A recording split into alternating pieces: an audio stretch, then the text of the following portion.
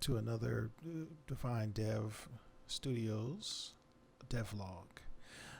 In this episode, we're back on track, getting back from the small break we took with the mini game, and we're working on mechanics. So with the mechanics that we're putting in the game, they're going to be action RPG related. So there will be like jumps. There will be a light attack, medium attack, heavy attack. You'll be able to interact with quite a few different objects, assets in the game. Whether it's walls, whether it's altars to perform various amounts of alchemy and spells, black magic, things like that. To create stat boosting items, heal recovery items. There's no equipable equipment in the game, so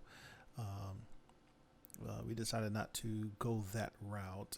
It's a lot easier having to come up with different stats for different armors and weapons and things like that. So basically, whatever the character's main characteristics are, whatever weapons kind of come with their backstory, are the ones that they will use in the game. So if the character's backstory includes them having a sword as a weapon most of the time, then in the game they will also have that sword, or if they use guns, or if they use magic, or if they are just a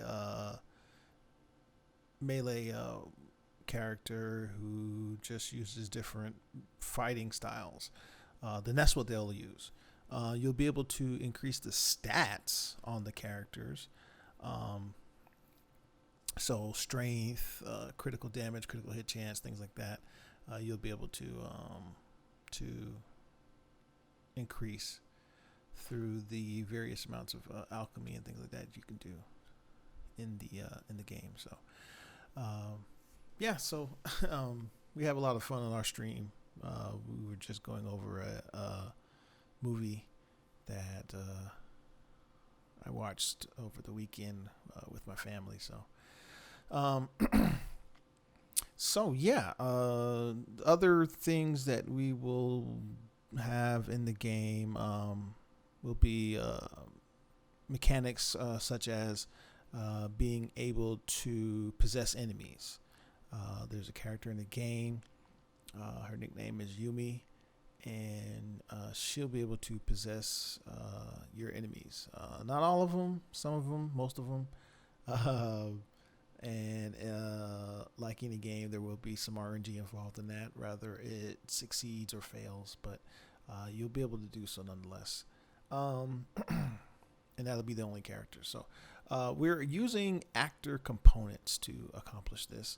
The entire combat system, really the entire player interaction system. So whether it's looking at an item, picking up an item, whether it's using your light heavy attack, any of those things are really contained within inside of each actor component, and then we're putting those actor components together in the masterclass. So all characters and enemies will derive from that class. So that way, when the player is controlling Yumi and they decide to possess an enemy, that enemy will already have those actor components on them to freely use. So that makes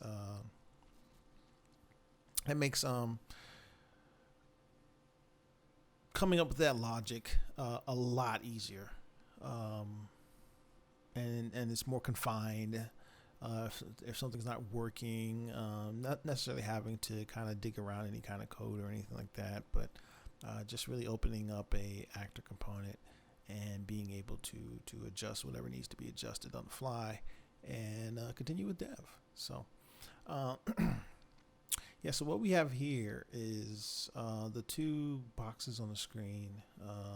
They're zones basically for the participating party members to pick a random spot, a random point within the index.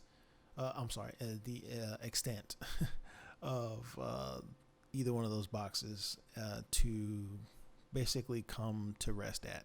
So that way it's random each time. We haven't decided if we're gonna do formations yet. So we may not. That's kind of a to be determined thing. We'll see how combat flows and everything like that, and if having a formation is even relevant to the playing style. So hopefully we'll be doing some testing here. Hopefully in the next 2-3 months. That'd be nice. Get some focus groups going. But other than that, yeah. So we're here pressing on. It was a pretty fun stream. In this particular video here. What else? Not really too much to talk about. I mean, at least with this video here, just trying to get the combat together, really. And being able to sprint. That's another action that the player will be able to do with any given character. We plan on putting in like a stamina, so that way there's not unlimited sprints. I think that's really important because I think it adds to the feel of the environment that the player is going to find themselves in, and having to deal with that. I think that's a very important aspect of being in a situation like being in purgatory, finding yourself in purgatory. It's having to run from demons, but still being able to get tired like a normal human would, right? So having a limited sprint, I think, would be very, very important. So yeah. In the upcoming weeks, we have quite a few videos to put out. So we're actually going to be putting those videos out every twice a week because we have a backlog of videos. So as we speak, the development is a lot further along than this. We've upgraded to 4.24, I believe it is.